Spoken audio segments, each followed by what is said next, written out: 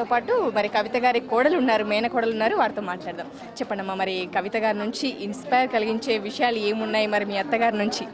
Actually అత్తమ్మ లేకపోయి ఉంటే మేము బతుకమ్మ గురించి మర్చిపోయేటోళ్ళము.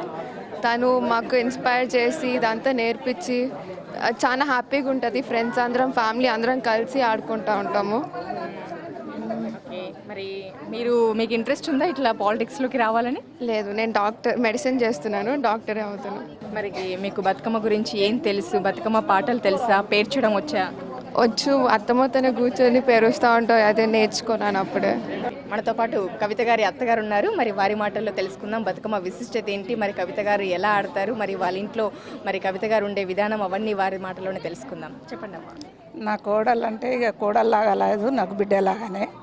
ఇక ఇన్ని రోజులు మా అత్తగారింటికాడ మాకు బతుకమ్మ లేకుండే. ఇక నా కోడలు చిన్న నుంచి బతుకమ్మ పెట్టిన నుంచి మేము ఆడుతున్నాము, తనతోని పాటు మేము కూడా ఆడుతున్నాము. మాకు ఎంతో హ్యాపీగా ఉన్నది. ఇక మా కోడల్లాగా కాకుండా బిడ్డలాగానే అనుకుంటున్నాము, బిడ్డలాగానే భావిస్తాం. ఓకే, మరి మీకు తెలిసిన మీ కాలంలో ఎలా చేసుకునేవారు బతుకమ్మ? మా కాలంలో అంటే మా ఊళ్ళో మా అత్తమ్మ బతుకమ్మ ఆడకపోతుండే, మా అమ్మ వాళ్ళ ఇంటికి మేము పోతుంటుంది. మా అత్తమ్మ ఎందుకంటే మా ఊళ్ళో అంతా కాపోళ్ళు ఎక్కువ ఉండేండ్రి. ఇక మేము అప్పుడు ఆ కాలంలో దొరలని వాళ్ళతో పోనని మా అత్తమ్మ పోకపోతుండే, అక్కడ ఆడకపోతుంటుంది.